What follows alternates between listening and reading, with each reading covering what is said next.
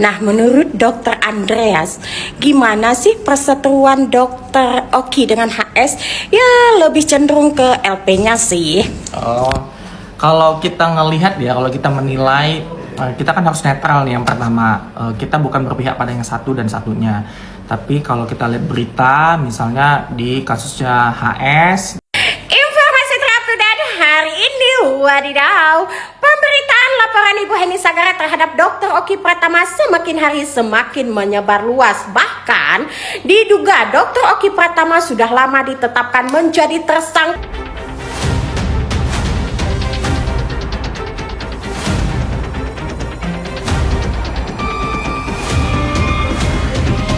Enggak, nanti one day kan abang mengharapkan ini ya sampai pengadilan. Tapi kalaupun one day ada upaya RJ seperti apa bang? Yes, itu kan nanti kita lihat bagaimana sikapnya dari terlapor ini kan.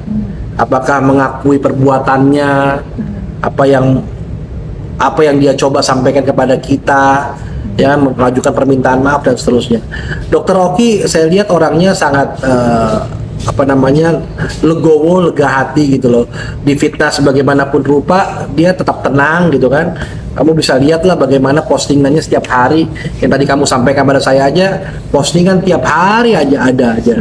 Dengan narasi berita, kamu bisa lihat hari ini dia pakai dayang-dayang itu, ada cerita kayak seolah-olah dari televisi segala macam. Ya itulah bagian dari cara-caranya mereka untuk mencari dukungan publik. Tapi di sini saya tekankan ini adalah proses hukum. Jadi semua melihat dari dasar alat bukti yang ada. Bang, yang menarik adalah abang juga tadi kan sempat mau tidak mau akhirnya berbalas melalui sosmed sendiri. Ini mulai dari awal abang mencurahkan perkara yang ada. Ya, cerita-ceritanya ini gimana sih bang? Ya ini kan apa yang menjadi ini kan bentuk tamparan sindiran lah kepada yang bersangkutan, ya kan, kepada yang bersangkutan bahwa sudah ini loh yang kita punya, udahlah, gak usah lah lagi rame-rame di sosmed, gak perlu rame-rame di sosmed, ya hadapi aja proses hukum yang ada, karena kita juga ketika diposting ya kita juga merasa akhirnya lama-lama saya merasa terganggu gitu, saya yang terganggu akhirnya. Walaupun klien saya diam, tapi saya yang malah terganggu. Ya teman-teman media kan selalu nanya juga, gimana tuh bang? Ya saya juga akhirnya geram sendiri dan akhirnya saya melakukan postingan yang saya pikir bisa membuat pihak sana berhenti memposting gitu loh. Tapi kalau misalnya dia masih posting terus, ya saya kasih lihat apa yang saya punya, apa yang saya bisa buktikan kepada teman-teman media dan kepada penyidik khususnya. Benarkah ada dugaan lobby-lobby? Nah itu nanti kita lihat semuanya. Tapi kalau ini sampai ke pengadilan, ini lebih mencengangkan dari rekaman yang ada, ya kan?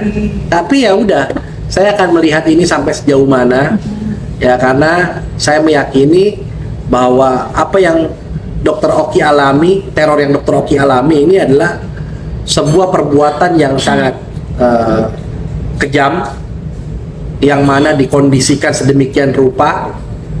Bahkan di sana ada seorang penyidik yang dari Polda Jabar yang ikut serta juga dalam hal ini, mengarahkan bagaimana proses ini tidak sampai menyentuh kedua pasangan tersebut. Bang, apa bisa dibilang bahwa dengan adanya status-status abang nih yang lobby-lobby dan segala macam itu adalah membuktikan nih tanda-tanda dari mungkin pihak sana sengaja pengen biar kasus ini arahnya ke Polda Jabar, jadi biar bisa disirkel dia saja gitu? Enggak, saya pikir itu enggak. Saya pikir kan laporan kan yang membuat laporan kan saya. Ya artinya dia merasa apa yang saya laporkan mungkin bisa dikondisikan seperti apa. Tapi saya yakin penyidik Polda Metro Jaya profesional dan bisa menangani perkara ini sehingga tuntas. Buktinya yang dilakukan secara diam-diam tengah malam menggunakan tutup kepala dan segala macam bisa terungkap. Ini hanya masalah waktu aja. Dan tapi saya udah menilai ini udah lumayan lama ya. Karena dari Agustus kami buat laporan sampai sekarang bulan April belum ditingkatkan statusnya, tapi kemarin hari Jumat saya ketemu pimpinan penyidik, mereka berjanji kepada saya untuk bisa menuntaskan perkara ini sehingga kami mendapatkan kepastian hukum. Kan abang tadi menyebutkan adanya rekaman. Ya. Abang gitu. Apakah rekaman itu nantinya juga akan menjadi sebuah bukti juga di Polda nanti? Ya pasti. Sudah penyidik sudah pegang semuanya. Semua alat bukti sudah dipegang sama penyidik. Ada berapa bang? Banyak sekali rekaman. Banyak sekali. Suara berarti rekam? Iya, suara dan segala macam sudah banyak lah. Artinya ya pasti dia akan menilai, wah ini apa ini yang Bang Ramzi tulis, ya kan, cerita ini hanya fiktif belaka, ya biarin aja. Saya juga tidak mau mendahului, ya kan, saya tidak mau mendahului ini, biarkan jadi teka-teki dan nantinya jadi pertanyaan kepada yang bersangkutan. Tapi saya rasa yang bersangkutan sudah sadar lah, sudah sadar, karena apa yang saya posting itu mungkin mengingatkan tentang sesuatu yang pernah terjadi.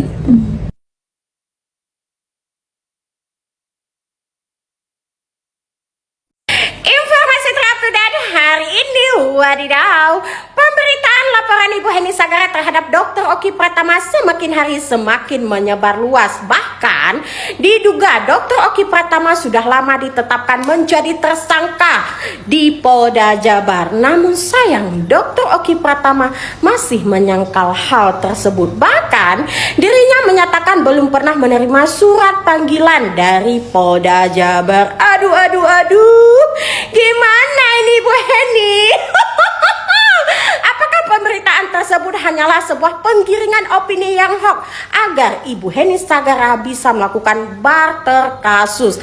Seperti kita ketahui, Ibu Heni Sagara sampai hari ini juga belum memenuhi panggilan atas laporan Dr. Oki Pratama yang di Polda Metro Jaya ya, atau Polres Jakarta Selatan. Iya, seperti itulah. Aduh, gimana ya, ini konsepnya saling melapor, tapi ya sudahlah. Untuk Dr. Oki terus semangat, terus berkarya ya. Jangan pernah takut, jangan pernah gentar. Karena apa? Karena Miss Gosip di sini terus memantau. Culik aku dong, Dok. Meledak gak tuh? Wadidaw, ada informasi baru? Ada enggak? Gak tahu ya guys. Nah, menurut Dr. Andreas, gimana sih perseteruan Dr. Oki dengan HS?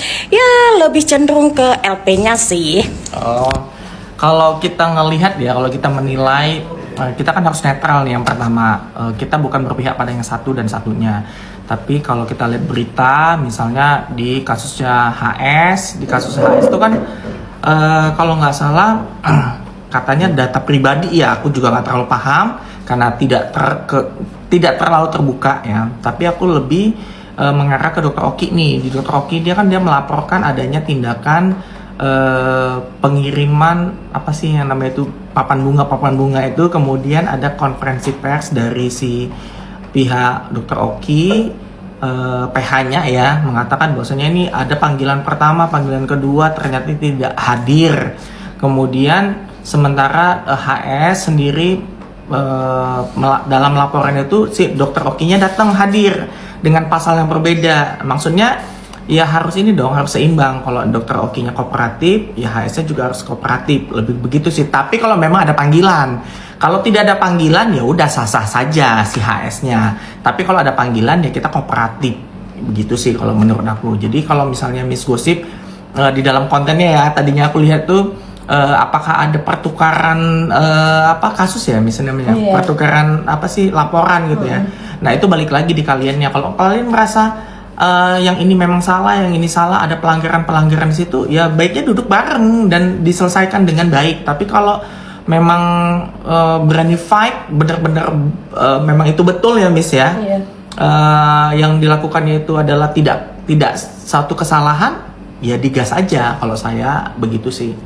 Nah gini ya Dok, menurut pemberitaan selanjutnya katanya kan duluan HS yang melapor. Gimana sih Miss Gosip ini? Gimana dok? Nah, kalau untuk laporan itu kan berbeda ya. Jadi kalau misalnya si satu melaporkan nih dengan kasus yang berbeda, ini kan kasusnya berbeda, bukan yang saling lapor atas dugaan pidana yang sama. Contoh misalnya SS dengan Doktip dengan sama-sama laporannya PDP, perlindungan data pribadi, itu kan saling lapor. Kalau ini kan berbeda, yang satu pasalnya apa, yang satu pasalnya apa, sehingga tidak bisa disamakan, tidak bisa ini duluan, karena kejahatannya kan berbeda gitu loh. Kejahatan dia datangnya di tanggal sekian, yang satunya datangnya di tanggal sekian, berbeda, jadi nggak bisa disamakan.